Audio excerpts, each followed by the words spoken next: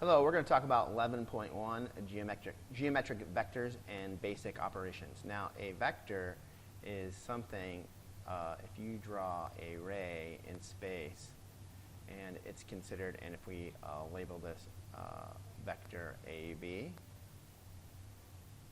Now, a vector is something that has both direction and what we call magnitude, right? And this point right here, we call that the initial point. That's the initial point. And this point right here, we call this the terminal point.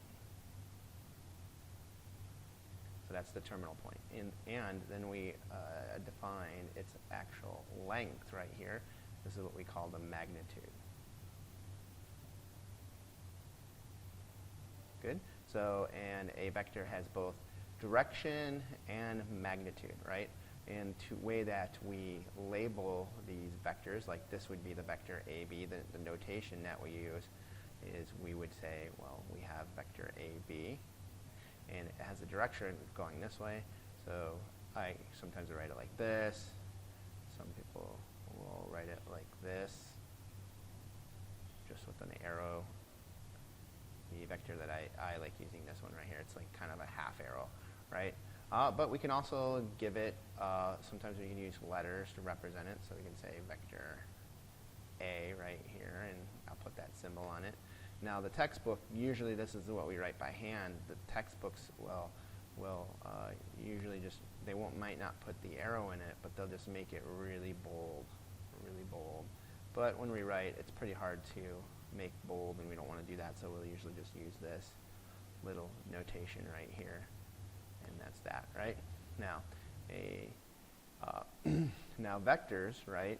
What we call equivalent vectors. So if I draw this vector right here, right? And then I can go ahead and move it around and go like this. So that vector is an equivalent vector to that one, as is this one. It doesn't need to have a unique position to be equivalent vectors.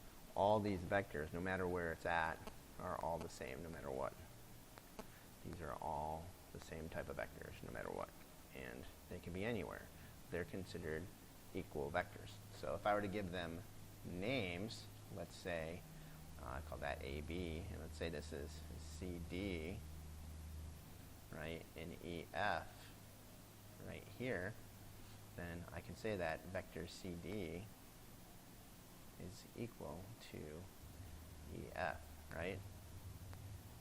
So for vectors to be equal, they have to have the same magnitude and the same direction. So if I were to reverse the direction of these, right, they would no longer be like that one. It's just a vector that goes like this, right? And we call that, let's call that GH, right?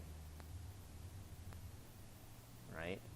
That's vector GH going the opposite direction. Those aren't equivalent to it, but they're what we call opposite vectors, right?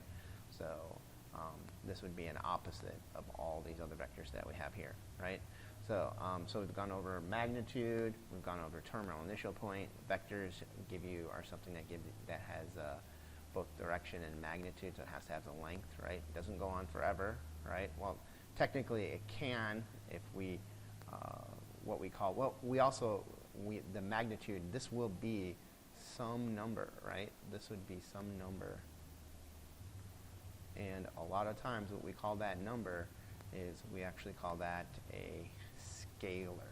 So sometimes we'll refer to a scalar. A scalar, so like thinking you're scaling it. And we'll see in the future that there'll be different sizes and so on, just like this. So we talked about equivalent vectors, opposite vectors, magnitude, different notation. Let's go, and there's also something that we call the zero. We call sometimes there's a special vector that has, it's still considered a vector, but it's something that's called the null vector. We call it the null vector. Or sometimes we'll call it the zero vector, right? And that's just when we have just a single point, like point A, right? And this has pretty much no direction, but it's just a single point, and it has a magnitude of 0, so that's the null vector. And we use that to help us with some certain types of properties that we'll see in the future. So let's go ahead and look at a problem. So this problem, example 1, asks us to, given A, B, C, D is a rectangle, using the given points, write down pairs of vectors that A, so the first one's A, have the same direction and magnitude, right? So I can say AB, right? Vector AB has the same direction and magnitude as DC. So that's what I can do. But also there's BC. If I did BC, that has the same direction and magnitude as AD, right? Good. And then B asks us, have the same magnitude and are parallel but have different directions, right? So that would be, if I did BC, it's parallel to AD, but that would be the same direction, right? So I want the opposite direction. So that would be BC and then DA. And then if I did AB, vector AB is parallel to CD, and that's the other direction, right? So that would be the opposite direction. So those are opposite vectors, right? And then C asks us, are non-parallel and have the same magnitude. Well, everything that we see on here has the, are all parallel, but if you notice that these, we call this the diagonals right here, and since this is a rectangle, if you remember from geometry, these diagonals are actually equal, right? So I can say B, D, right, and AC, right? And there you go. So, so that's our introduction to vectors, and we've talked about the director has both direction and magnitude, and then magnitude is its length, and then we talked about equivalent vectors, and we talked about opposite vectors, and so on.